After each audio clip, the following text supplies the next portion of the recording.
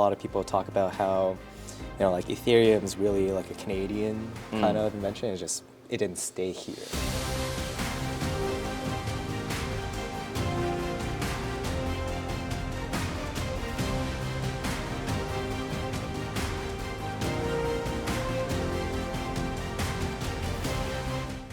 In the Bitcoin space, what's exciting you right now? There's less hype on these kinds of, like random casino meme coins that's been really, really popular in the last few years.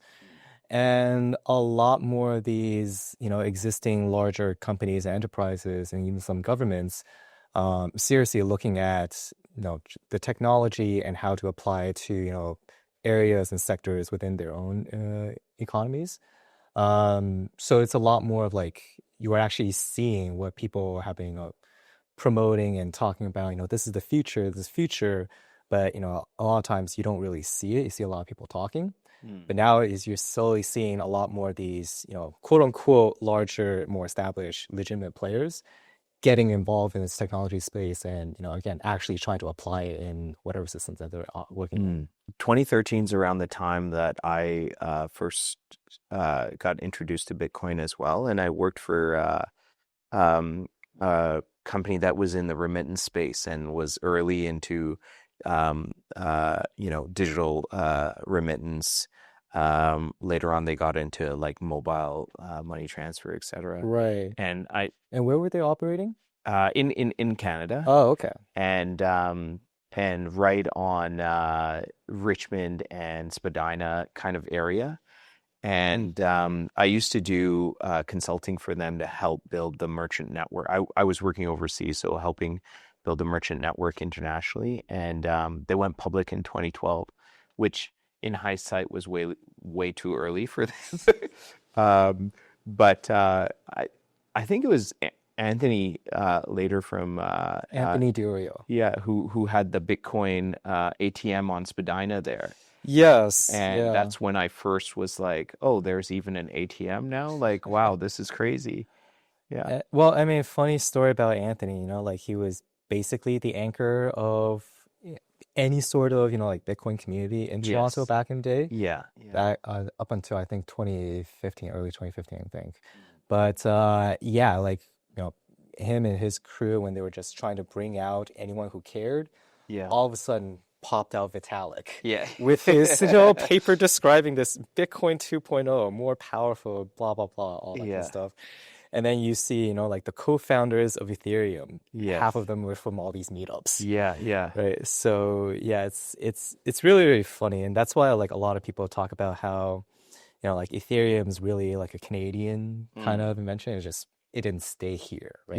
Yeah. But like there's a lot of talent, obviously, and there's a lot of potential.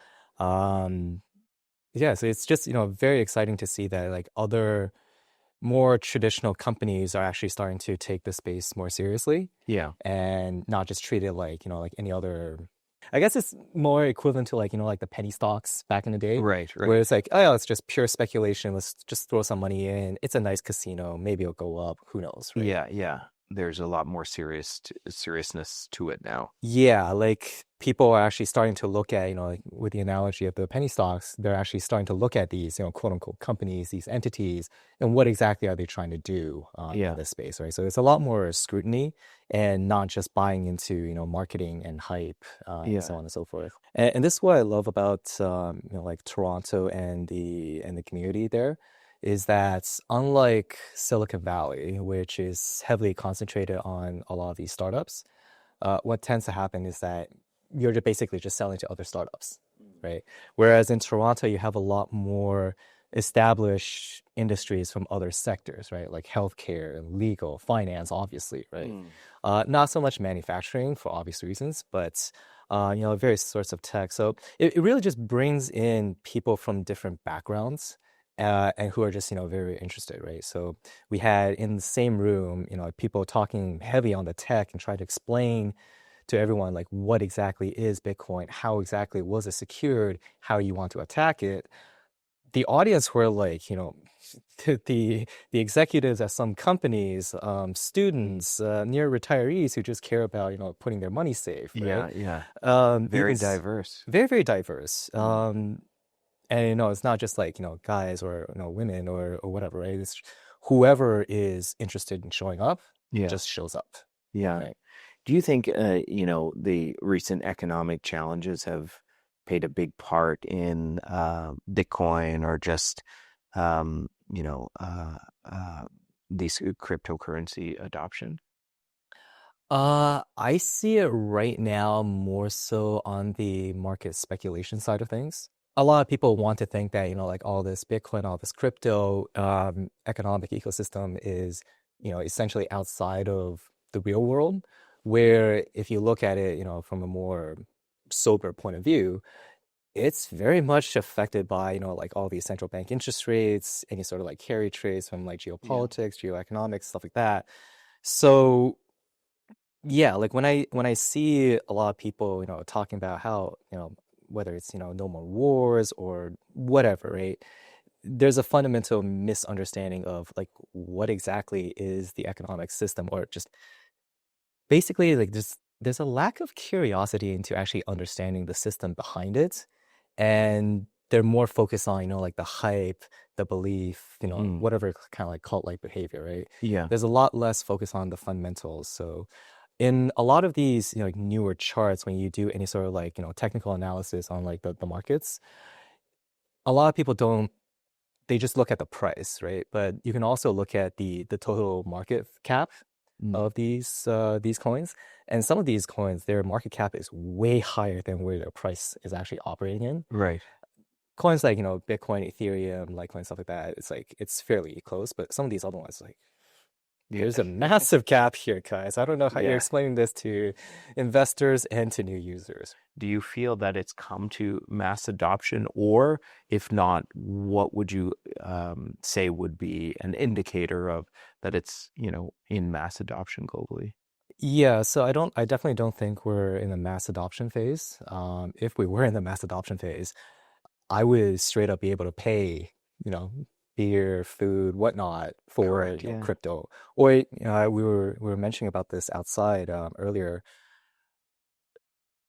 There's a lot of, like these kinds of event planners, DJs. I mean, Elon, who was here earlier, he Yes. was mentioning about a lot of this stuff. One of the things that we were mentioning over lunch was, like how do we actually get these people to use any of these like blockchain, whatever, right?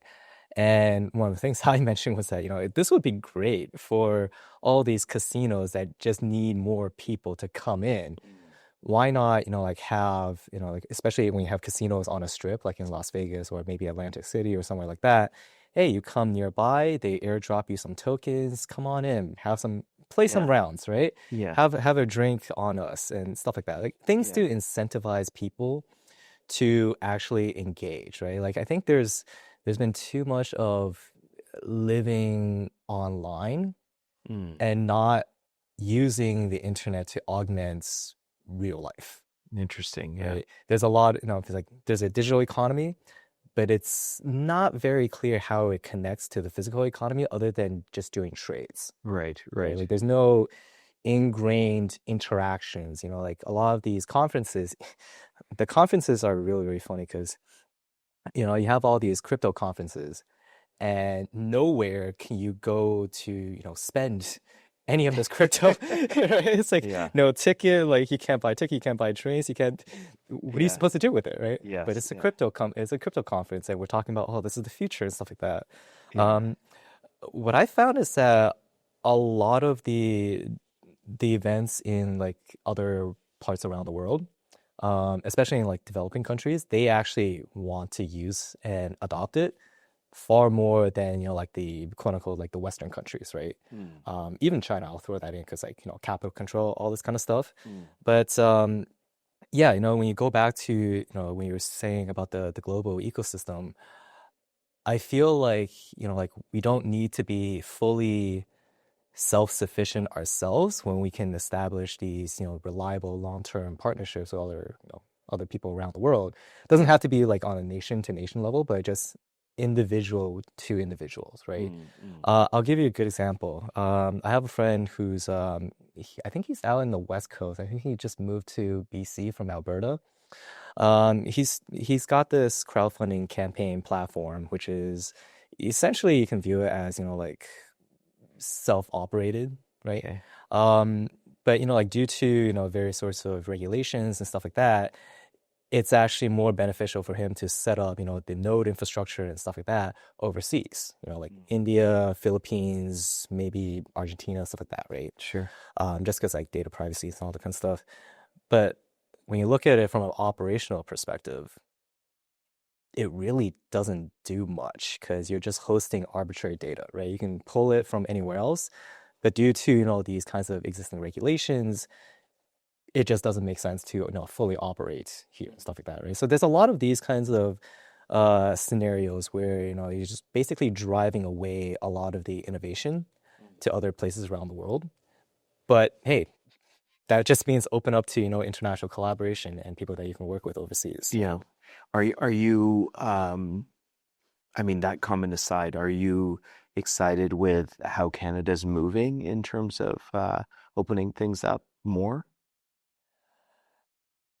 I think fundamentally Canada needs to rework I think we can see it most clearly right now with the whole tariff situation and like the relationship with the States, in that, for both countries, like there's been a lot of reliance because they're taking, this relationship essentially for granted. And when you throw, like something like Donald Trump into the mix, all of a sudden, like Canada is thinking about how do you rewire the economy that's so ingrained with the US to actually now start diversifying, right? And it's not just Canada, it's, a lot of countries around the world. It's not just a bipolar, like east, west, whatever. It's a lot of people stuck in the middle, right? Who really don't want to deal with any of this stuff. And it's like, well, you need to diversify your economy somehow, right? So in terms of like blockchain and crypto, as long as, like people can see like how exactly it's helping to, like where's the benefit, like pro bono, like cui bono, like who benefits, how do you actually get the benefits, all this kind of stuff. And that really just ties into some of the more structural issues that we see as a country, right? It's not going to get solved if you throw in whatever technology into it. It's more inherent than that. Yeah. Well, Jerry, thank you so much for coming today. I really appreciate it, and looking forward to seeing many more exciting things from your side. Yeah, absolutely. And thank you so much for the opportunity to speak here today. Thanks, Jerry.